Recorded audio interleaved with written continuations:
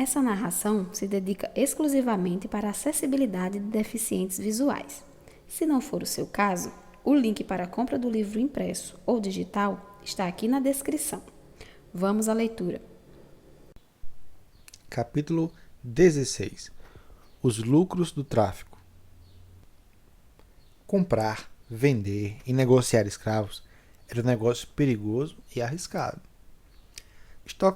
Estocar cativos nos barracões por muito tempo, antes de embarcá-los na costa da África, gerava muitos problemas. Os depósitos tinham de ser vigiados contra roubos, tanto de mercadorias ali guardadas, quanto dos próprios cativos, que poderiam ser surrupiados. Como muitos dos escravos viviam em regiões próximas ao litoral, havia sempre a possibilidade de que fugissem com a ajuda de parentes e conhecidos das redondezas. Enquanto aguardavam, estavam sujeitos a ser contaminados por uma infinidade de doenças endêmicas na costa da África, como malária, febre amarela e a temida varíola. A disenteria também era muito comum. Os registros da Companhia do Grão-Pará e Maranhão, que em 1777 detinha o monopólio do tráfico na região norte do Brasil, dava conta que, em média, 7% de todos os escravos eram lançados com perdas por fugas, mortes, antes mesmo do embarque. Uma vez a bordo, os doentes raramente suportariam a travessia do oceano. Se sobrevivessem, chegariam ao destino enfraquecidos e seriam vendidos por preço muito abaixo do esperado pelo traficante. Tudo isso resultava em grandes prejuízos. Como pode ser visto no livro de Walter Hawthorne, From Africa to Brazil, páginas 111 a 115. Por essas razões, o sonho de todo capitão era negociar a compra de cativos, completar a lotação do navio e partir rapidamente, o que nem sempre era possível. Entre 1827 e 1830, navios brasileiros faziam o tráfico de escravos a partir do Rio de Janeiro. Eles chegavam a demorar 5 meses na costa da África, antes de completar a carga. No século XVII, a média para embarcações da Companhia Holandesa das Índias Ocidentais era de 100 dias. Tanto tempo de espera fazia com que os capitães comprassem e vendessem cativos entre si. Quem tinha mais pressa pagava um preço prêmio pelos cativos do outro, conseguindo assim completar a carga e zarpar rapidamente. Mais detalhes no livro The Atlantic Slave Trade, página 91 a 93, de Herbert Klein. Também por isso, quem dispusesse de um bom número de cativos armazenados junto a um embarcadouro tinha condições de vendê-los a um preço melhor, determinado pela ânsia do capitão em fechar a carga e partir. O problema é que raramente havia um número de escravos concentrados num só lugar, de maneira a acelerar o processo, o que levou os europeus a construírem dezenas e dezenas de feitorias, castelos e outras fortificações ao longo da costa africana, em cujos porões os cativos, depois de negociados, ficavam estocados, à espera da chegada dos navios, nos quais seriam rapidamente embarcados. Muitos desses fortes e castelos existem até hoje e se tornaram atrações turísticas em países como Senegal, Gana, Benin, Nigéria e Angola. Só em Gana, antiga Costa do Ouro, são mais de 60 desse tipo de construção. As fortificações eram permanentes, mas os seus ocupantes europeus tinham de ser substituídos a todo tempo. Se não fosse, eles pereceriam de doenças tropicais. A mortalidade entre eles, os europeus, era altíssima, de até 45% por mês, em média, quando permaneciam na costa africana por períodos mais prolongados. A arquitetura dos fortes vista do lado de fora podia impressionar os africanos, mas lá dentro os próprios europeus levavam uma vida reclusa e monótona, como se fossem virtuais prisioneiros, cercados de um lado pelo oceano e por outro pelo ambiente hostil da África, que não dominavam. Poucos se aventuravam a sair de dentro de seus muros. Mesmo em Angola, onde os portugueses tentaram, a duras penas, assegurar o controle efetivo de uma parte substancial do território do continente adentro, a vida longe dessas fortificações podia ser, para agentes do tráfico, perigosa, incerta e insegura. Um risco adicional eram os naufrágios e os piratas que infestavam o Atlântico Sul. Dos 43 navios que transportavam escravos para a Companhia do Grão-Pará e Maranhão, durante a segunda metade do século XVIII, nada menos que 14 dos 43, 14, ou seja, um terço do total, naufragaram. Na década de 1820, os jornais do Rio de Janeiro registravam 16 ataques de piratas a navios negreiros. A maior parte deles perpetrados por corsários norte-americanos. Um desses alvos, um navio chamado Estrela do Mar, foi roubado ainda no porto de Malembo, na atual província de Angola, em Cabinda. Perdeu todos os 213 escravos que tinha a bordo, antes mesmo de iniciar a travessia. Pode ser visto em mais detalhes no livro de Manolo Florentino, em Costas Negras, página 147 a 150. No início, o tráfico era mais arriscado e menos lucrativo do que a sua etapa final, no século XIX. Era, porém, do ponto de vista dos europeus, mais do que nunca necessário. Por isso, na primeira fase, o negócio foi organizado em torno de companhias monopolistas, em geral controladas ou financiadas pelas coroas europeias, que assumiam parte do risco. Entre essas empresas estavam a britânica Royal African Company, as francesas Companhia do Senegal e Companhia da Guiné, Companhia Holandesa das Índias Ocidentais e várias iniciativas da coroa portuguesa, como Companhia Geral do Comércio do Brasil, fundada em 1649.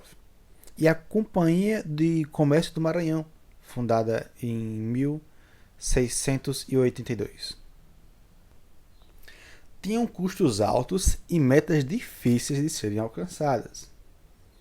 No final do século XVII, o crescimento da demanda por escravos no Novo Mundo acabou por suplantar a capacidade estatal de controlar o negócio, que rapidamente foi sendo transferida para a iniciativa privada. Mais detalhes no livro The Diligent, e-book Kindle, posição 235, de Robert Harms. Harms, eu acho que se fala, enfim, vamos lá.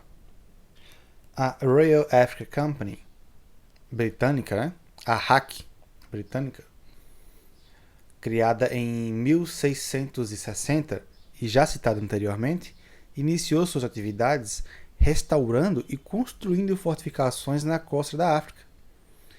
A mando da nova empresa, o corsário Robert Holmes atacou a ilha de Cabo Verde e ocupou Cape Coast Castle, no litoral de Gana, que até então encontrava-se na mão dos holandeses. Depois cruzou o Atlântico e tomou também dos holandeses a ilha de Nova Amsterdã, situada na foz do rio Hudson, rapidamente renomeada como Nova York, atual meca do turismo norte-americano. No final do século XVII, 3/4 do faturamento da RAC vinham do fornecimento de cativos para as colônias inglesas no Caribe e também na América do Norte. Desde a sua fundação, tem explorado 90 mil escravos. Assim, estavam lançados os alicerces para que os britânicos se consolidassem como os maiores traficantes de escravos do século seguinte, superando até mesmo os portugueses e holandeses, que até então dominavam o negócio. Abre aspas. O prazer, a glória e a grandeza da Inglaterra têm sido estimulados mais pelo açúcar do que por qualquer outra mercadoria, fecha aspas. Festejou em 1682 Sir W. Thomas, então governador do Cape Castle, a principal fortificação britânica do tráfico de escravos na costa da África. Mais detalhes: The Slave Trade, página 198 a 206, Hugh Thomas.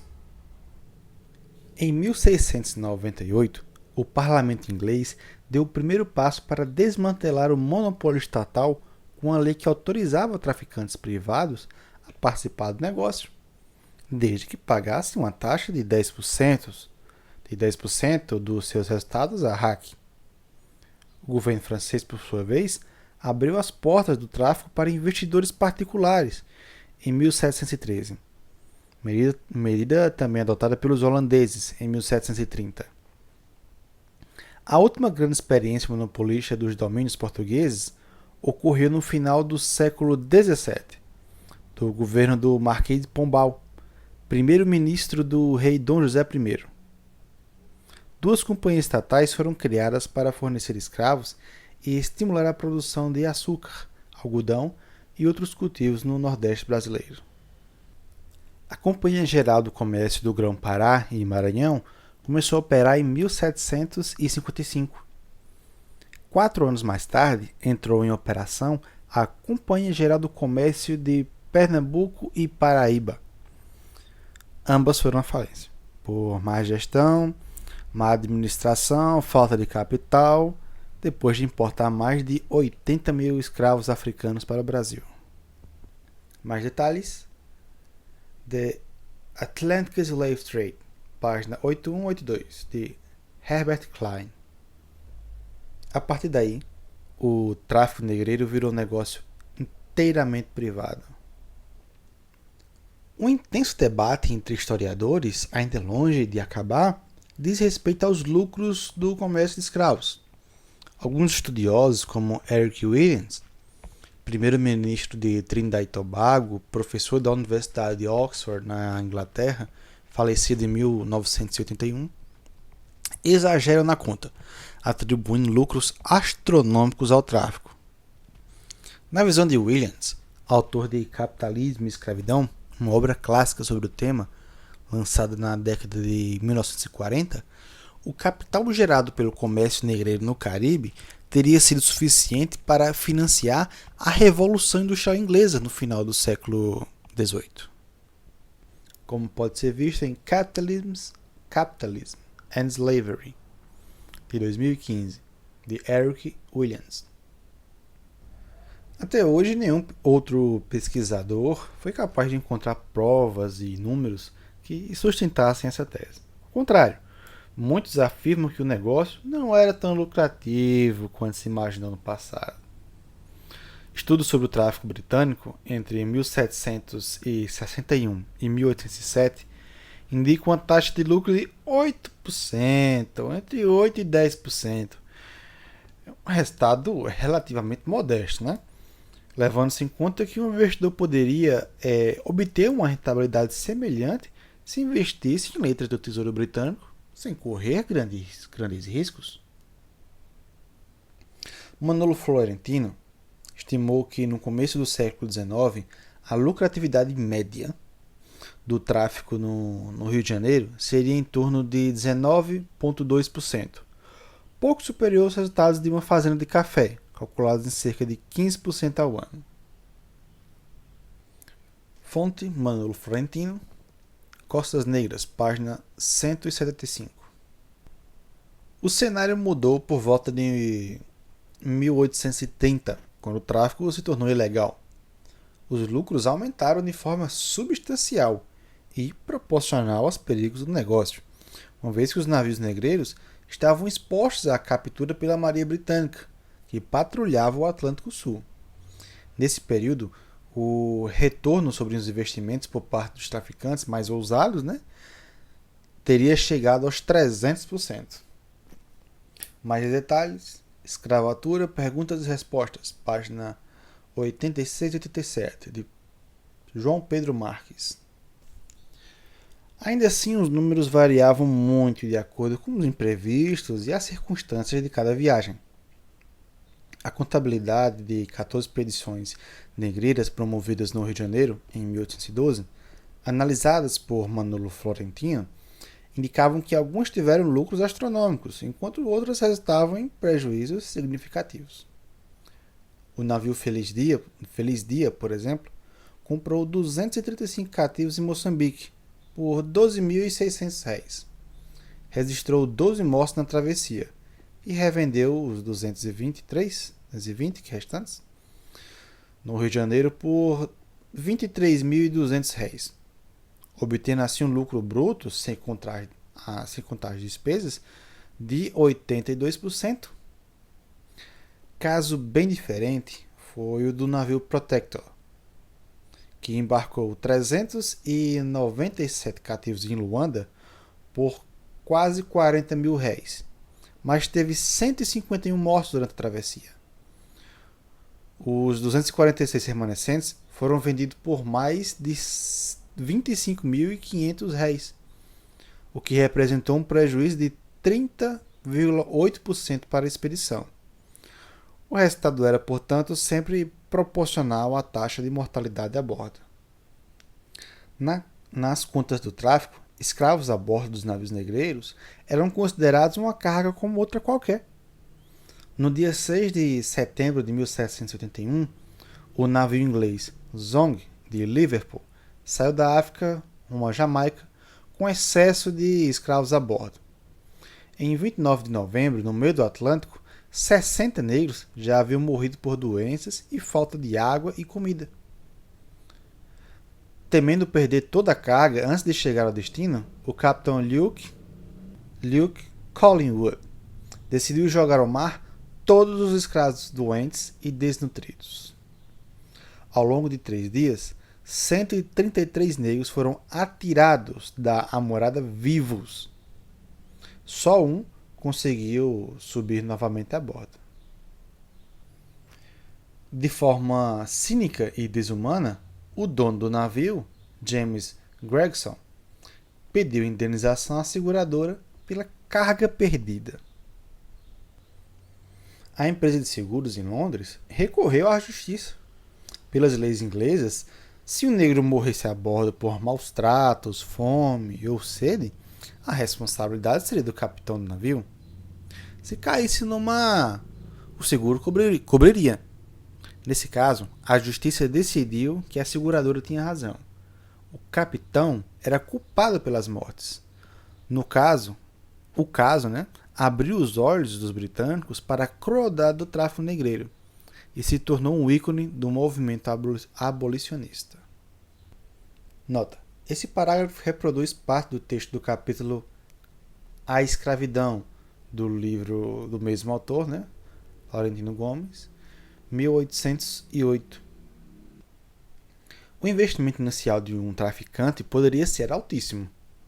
O historiador Marcus Rediker calculou que, em meados do século XVIII, o preço de um navio negreiro oscilaria entre 130.000 a 260.000 libras esterlinas, ou seja, entre 600.000 e 1,5 milhão de reais em valores de 2019, dependendo do tamanho da capacidade da carga. Esse não era, porém, um critério mais decisivo para quem investia no tráfico de escravos. O valor dos cativos transportados podia chegar a 5 ou 6 milhões de reais.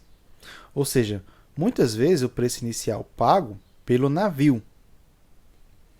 Além disso, era preciso levar em conta as comissões, taxa de importação e exportação, os soldos da tripulação e outros gastos extras.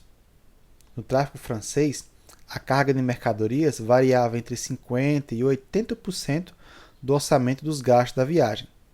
Outros 5% eram destinados às despesas com alimentação e outras necessidades dos marinheiros e cativos. Entre 10% e 13% cobriam o desgaste do material, item conhecido como depreciação na linguagem contábil. 2% correspondiam ao salário da tripulação e 5% aos seguros. Manolo Florentino, Costas Negras, páginas 170, e The Slave Ship, a Book Kingdom, posições 913 e 3.220, 3.221, de Marcus Rettinger. A historiadora Kátia Matoso oferece um exemplo das armadilhas na análise de contabilidade do tráfico, ao reproduzir as anotações do capitão João Provence Silva, do diário de bordo do seu navio, onde registrou os resultados de sua venda de escravos no Rio de Janeiro em 1762. No item Receita, ele escreveu: um negro adulto vendido a Inácio, ou Inácio Martins, no dia 30 de maio, 90 mil réis. Um molecão a Manuel Francisco dos Santos, dia 4 de junho, 64 mil réis. Um molecão vendido a Francisco Lobo, 14 de junho, 70 mil réis. Um moleque a Manuel Machado Borges, 30 de junho, 51,6 mil réis. Total de receita, 275,6 mil réis. Fonte: Ser Escravo no Brasil, página 69 e 70, de Kátia de Queiroz Matoso. Desse total, o capitão descontou, sem mencionar valores, abre aspas, 2 moleconas cativas mortas no mar, fecha aspas, e, abre aspas, um moleque morto após o desembarque, 14 de junho, fecha aspas. Já na coluna das despesas, ele anotou: transporte marítimo e custo pago ao capitão, 100.295 réis. Serviço do padre que batizou 5 cativos, 7.500 réis. Medicamentos e honorários para um doente, 2.120 réis. A alimentação dos escravos durante 75 dias, a 60 réis ao dia, 4.560 réis. Comissão de venda, 6% total, 16.500 réis. Total da despesa, 131.011 réis. Subtraídas as despesas das receitas, o resultado seria um lucro de 144.589 réis. À primeira vista pode ter sido um bom negócio, mas não foi bem assim. Essa contabilidade não informa o valor de impostos e o preço pago pelos escravos na costa africana, que o sabe não era tão barato quanto se propunha até algum tempo atrás. A mortalidade durante a viagem foi alta. 3 dos 7 cativos mencionados morreram antes de serem vendidos. O preço do batismo é quase o dobro do total gasto em refeições e mais de 3 vezes o total da despesa médica e com remédios. Por fim, entre a primeira e a última venda, o traficante precisou esperar quase um mês para se ver livre de toda a carga, um longo tempo que certamente contribuiu para diminuir os lucros. As viagens oceânicas eram brutais e atingiam indistintamente os escravos e a tripulação dos navios negreiros.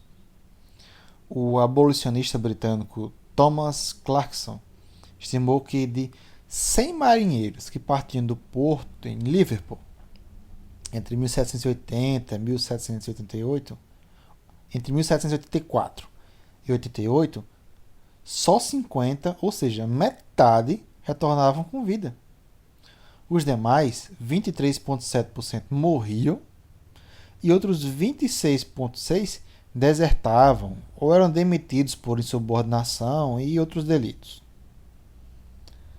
Em um estudo de 1.535 viagens de embarcações francesas, calculou-se que 15% dos tripulantes morriam por mês em média. Quando estavam ancorados na costa da África, as longas esperas que envolviam compra e o embarque de cativos, no entanto, esse índice poderia chegar a incríveis, altíssimos 45%. Fonte: James em Atlas of Slavery, página 53, James Walvin e Philip Curtin, The Atlantic Slave Trade, página 283, 284. O número de mortos, tanto de escravos quanto de tripulantes, era sempre proporcional ao tempo de viagem. Quanto mais longa a travessia, maior a mortalidade a bordo. As perdas eram mais elevadas das embarcações que saíam dos portos da África Oriental, no Oceano Índico. No século XVIII, chegavam a quase 30% de escravos embarcados. De Moçambique ao Rio de Janeiro, uma viagem durava cerca de 60 dias, quase o dobro daquelas que tinham com origem de regiões da África Ocidental, como Angola e Golfo do Benin. As taxas de mortalidade foram diminuindo ao longo dos 350 anos, graças a providências relacionadas à alimentação, higiene e outros cuidados a bordo, além de técnicas de construção naval e a navegação, que tornaram as viagens mais rápidas e mais seguras. Entre os séculos XVIII e XIX, os traficantes passariam a usar navios mais velozes e adaptados ao transporte de escravos, com maior ventilação nos compartimentos inferiores e principalmente maior capacidade de armazenagem de água e alimentos frescos. Estima-se que no século XVI, as perdas no oceano seriam em média de 20% do total da carga humana embarcada na África. Ou seja, de cada 5 escravos que iniciavam a viagem, um morria antes de chegar ao Brasil. No século XIX, esse índice estava reduzido a menos da metade, chegando a cerca de 6% nos navios portugueses por volta de 1830. Como pode ser visto no livro The Atlantic Slave Trade, página 138 até 142, de Herbert Klein, e O Trato dos Viventes, página 253, de Philippe de Alencastre. Embora a mortalidade nos navios negreiros fosse elevada, isso não significa que os traficantes tivessem a intenção deliberada de matar seus cativos, ou não se preocupassem com as perdas durante a viagem. Casos escandalosos de escravos atirados ao mar de forma intencional, como que aconteceu no navio Zong, citado anteriormente, eram exceções. O propósito principal do violento comércio negreiro era o lucro, o que exigia o transporte do maior número possível de cativos entre a África e a América, e de preferência que todos chegassem vivos e saudáveis ao destino.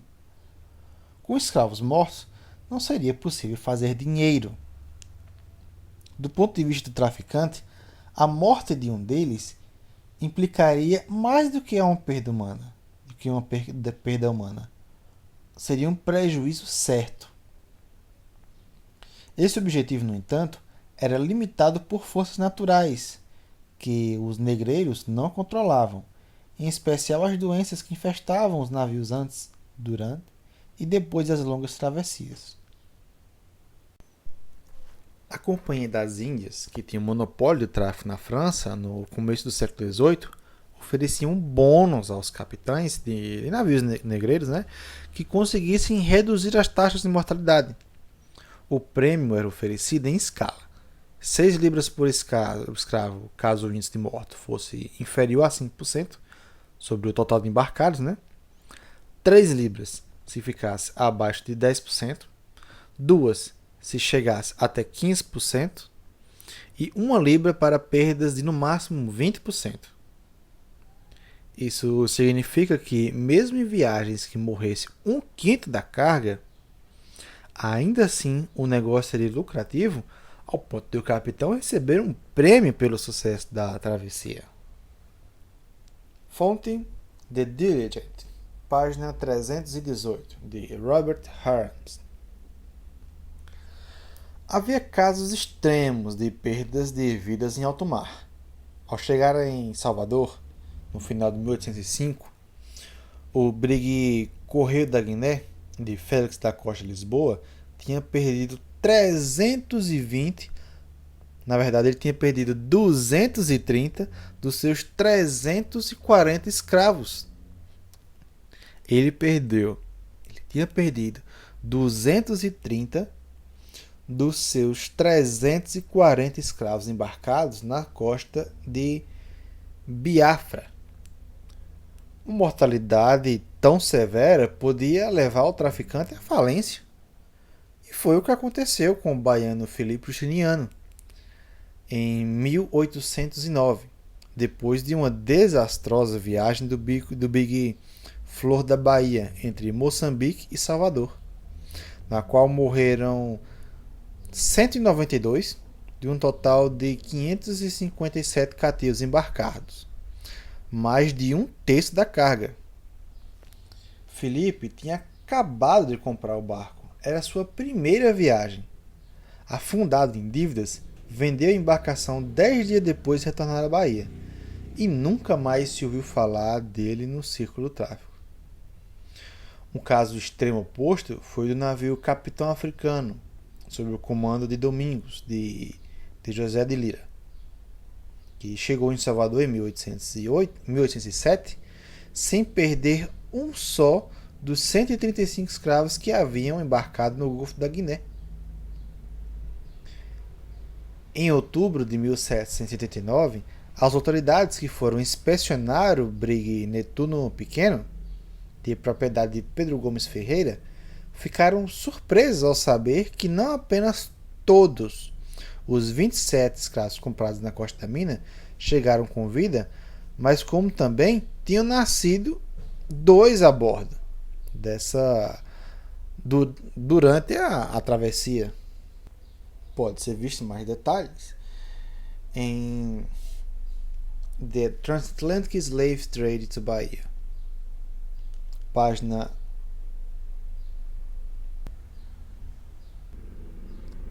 146.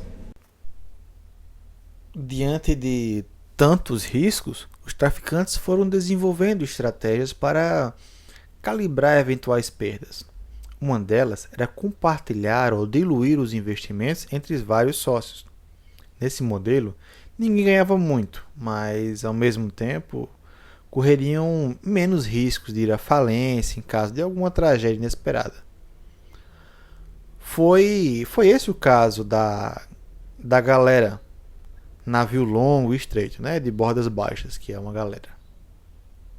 Sim, a galera Santo Antônio, Santa Ana e Almas, que no dia 26 de outubro de 1927 deixou o porto de Luanda com 385 escravos, adultos e 77 crianças.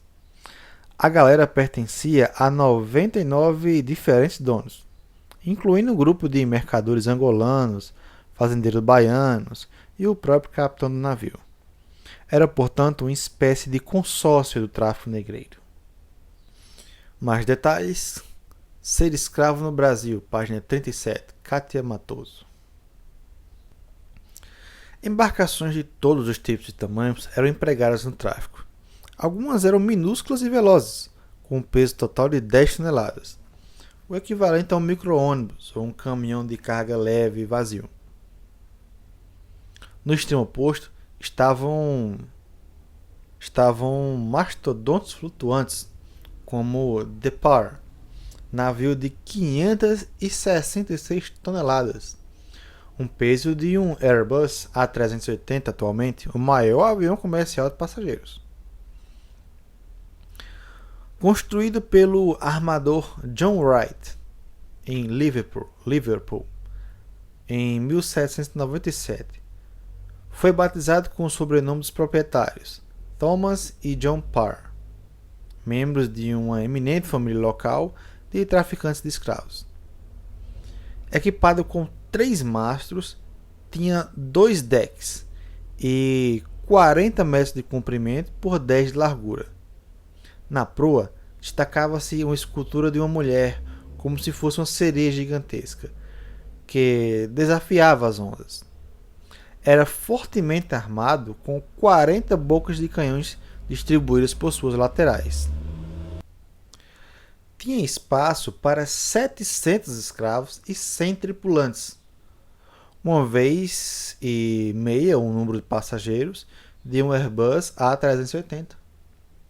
Era o maior navio negreiro de todo o Império Britânico. Ainda assim, teve um fim rápido e inesperado.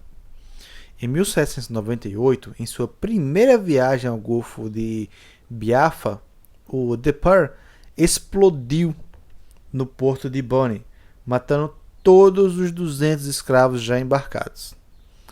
A causa da tragédia nunca foi revelada. Nota do narrador. Esse foi o Titanic do tráfico negreiro. Fim da nota do narrador.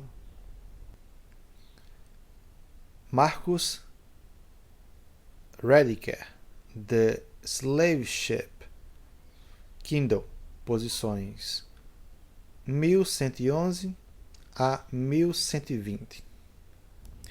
Além da alta mortalidade, dos naufrágios e dos ataques de piratas e de outras desventuras, como atingir o gigantesco Depar, o lucro do negócio negreiro dependia do valor da compra e venda dos escravos, que por sua vez era determinado pela mais básica de todas as regras da economia, o equilíbrio entre a oferta e a demanda. Segundo cálculos do historiador Paul E. Lovejoy, o preço médio de um cativo na costa da África foi crescendo em proporção direta ao aumento da procura de mão de obra cativa na América. Em 1666, em 1663, o preço de um escravo seria aproximadamente 3,3 libras esterlinas, e o valor triplicaria por volta de 1710, 53 anos depois, no auge da febre do ouro no Brasil, e quintuplicaria por volta de 1775, chegando a 16 libras esterlinas. Nesse período de pouco mais de 100 anos, o preço médio mais que quadruplicou, enquanto a oferta de escravos aumentou apenas 2 vezes e meia.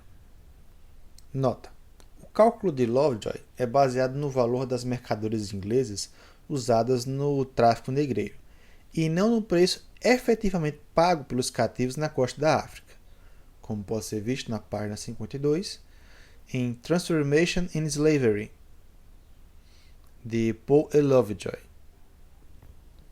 Outro historiador, Joseph Miller, estimou que durante a corrida do ouro em Minas Gerais, um cativo considerado de primeira qualidade custava ao traficante em Angola cerca de 102 mil réis, incluindo o preço pago ao fornecedor africano, os impostos alfandegários recolhidos em Luanda, o frete da travessia no oceano e as perdas de vida em alto mar. E também as perdas de vida em terra, né? Antes da venda. No Rio de Janeiro, seria vendido por 200 mil réis, quase o dobro do preço original. Isso significa que o navio negreiro só teria prejuízo se a mortalidade for superior a 50%. Qualquer índice abaixo do patamar representaria lucro. Essas margens despencaram por volta de 1760, devido ao declínio da economia mineradora e o aumento do preço dos escravos em Angola. Voltariam a ter um novo vigor na virada do século, com o renascimento da lavoura açucareira no Nordeste. O início também da febre do café nas décadas seguintes e principalmente do período do tráfico ilegal para o Brasil, na primeira metade do século XIX, em que os preços de venda dispararam.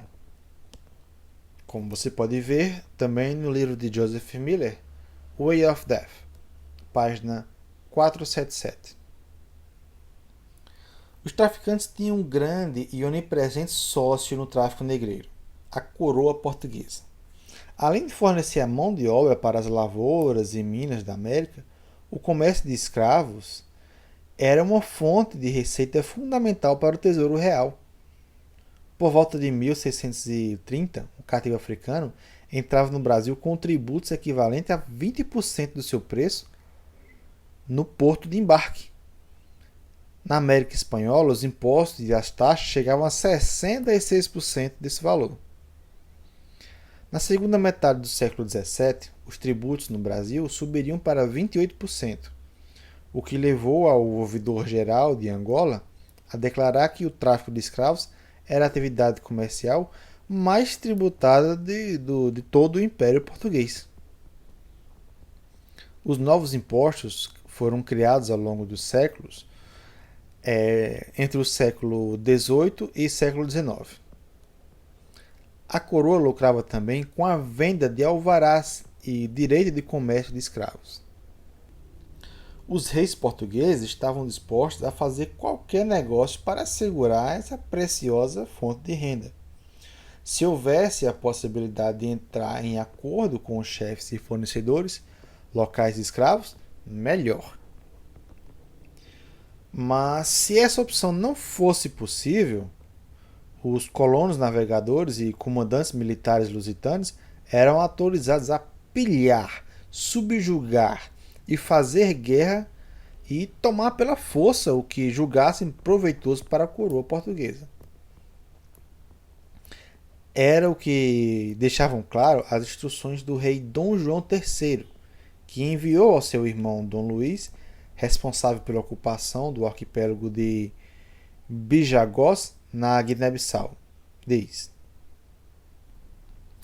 não querendo os negros que ora vivem e em diante viverem e estiverem nas ditas ilhas, fazer por sua vontade resgate de cativos, lhes possa Dom Luís fazer guerra e os mandar cativar, e como cativos mandar vender em meus reinos ou fora deles, onde mais a prover, pagando-me do que assim por guerra se tomarem os direitos que de mim se arrecadam os escravos que se resgatam. Como pode ser visto no livro Tratos Viventes, página 36, 74 e 75, de Felipe de Alencastro. Nota do narrador, sim. É muito subordinado essas orações, fica difícil a compreensão. Fim do capítulo e nota do narrador.